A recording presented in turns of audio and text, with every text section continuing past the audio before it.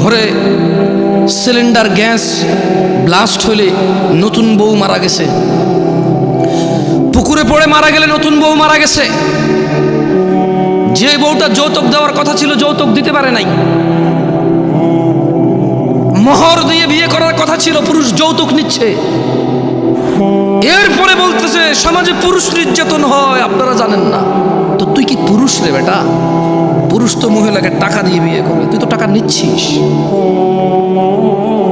পুরুষ তো মহিলাকে টাকা দিয়ে বিয়ে করে, পুরুষ উপার্জনের জিম্মেদার নিজেকে মনে করে।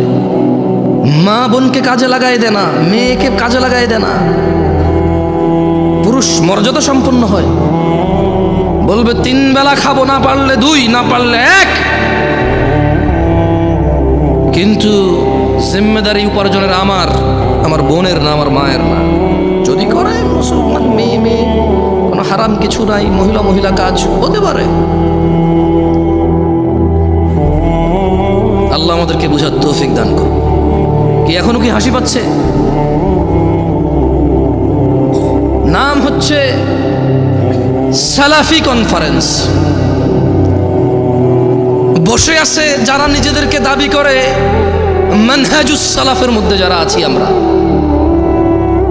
মানহুমুস সালাফ, সালাফকে আসহাবান নবী সাল্লাল্লাহু আলাইহি ওয়াসাল্লাম, নবী সাল্লাল্লাহু আলাইহি ওয়াসাল্লামের সাহাবারা হচ্ছে সালাফ।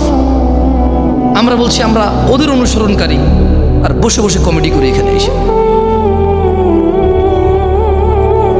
আল্লাহ আমাদেরকে বোঝার তৌফিক দান। সরি, আপনারা মনে কষ্ট নিয়েছেন আমার কোথায়? দুঃখজনক এই শীতের মধ্যে এত কষ্ট করে বসে আছেন হাসি তামাশা করার জন্য, মোবাইলে কমেডি দেখেন, এখানে বসে আছেন। মনে রাখতে হবে যুবক ভাই আমার, বর্তমানে আমাদের যুব সমাজের অসংখ্য সংকট, অসংখ্য সমস্যায় জর্জরিত আমাদের সমাজ। এর মধ্যে নাম্বার 1 আর নাম্বার 2 কোনটা 1 নাম্বার কোনটা 2 নাম্বার এটা বলা কঠিন হয়ে যাবে। নেশা আর জেনা, জেনা 1 নাম্বার নাকি নেশা 1 নাম্বার এটা বলা কঠিন হয়ে যাবে, এমন ব্যাপক হারে হয়েছে। ছেলে জেনার সম্পর্ককে প্রেম বলে, ভালোবাসা বলে। ছেলে জেনার সম্পর্ক কন্টিনিউ করে কেন? বিয়ে করবে আশ্বস্ত হয়ে। সে জেনাকে হালাল মনে করে নিয়েছে, কারণ সে মনে করে ওই মেয়েকে সে বিয়ে করবে, এই জন্য তার জন্য এটা হালাল মনে করে। অথচ সে ভুলে যায় সে মারা যেতে পারে। সে ভুলে যায় ওই একই মেয়েকে বিয়ে করলেও বিয়ের আগের সম্পর্ক হারাম হারাম বলেই থাকবে লিপিবদ্ধ।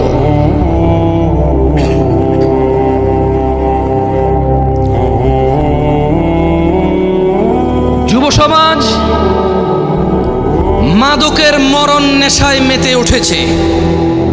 বর্তমান সময়ে অধিকাংশ যুবক মাদকে আক্রান্ত, ধ্বংসের অবলীলায় নিপতিত হতে দেখা যায়। বিভিন্ন ধরনের মাদকের সয়লাভ যুবকদের মধ্যে ছড়িয়ে পড়াতে তারা কোনো না কোনো উপায়ে নেশাগ্রস্ত হয়ে পড়েছে। যারা নেশা করে তারা অধিকাংশই জানে নেশা কোনো রকম উপকারী বা ভালো কাজ নয়, এবং তা মানুষের জীবনাশক্তি বিনষ্টকারী। এইসব জেনে শুনেও যুবক মাদকাসক্ত নেশার অন্ধকার জগতের মধ্যে থাকতে চায়। ও থাকতে চায় নেশায় বিভোর হয়ে, উদাসীনতায় মেতে থাকতে চায়, এটা জেনেও যে নেশা ওকে ধ্বংসের সর্বোচ্চ পর্যায়ে নিয়ে যাবে, ধ্বংসের সর্বশেষ পর্যায়ে নিয়ে যাবে, এটা ও জানে, তারপরও সে মেতে থাকতে চায় নেশা। মাদকাসক্ত তরুণ প্রজন্ম ধর্ম কর্ম সব কিছু বিসর্জন দিয়ে হতাশাকে, স্যাডনেসকে, সরৌনেসকে আপন করে নিতে চায়, সঙ্গী করে নিতে চায়। জীবনের চলার পথ থেকে বিভ্রান্ত হয়ে পড়েছে এবং বিবেক বুদ্ধি হারিয়ে সামাজিকতা থেকে দূরে সরে যেতে চায় যুবক, নেশায় আসক্ত হয়ে, নেশাকে আপন করে নিয়ে। অথচ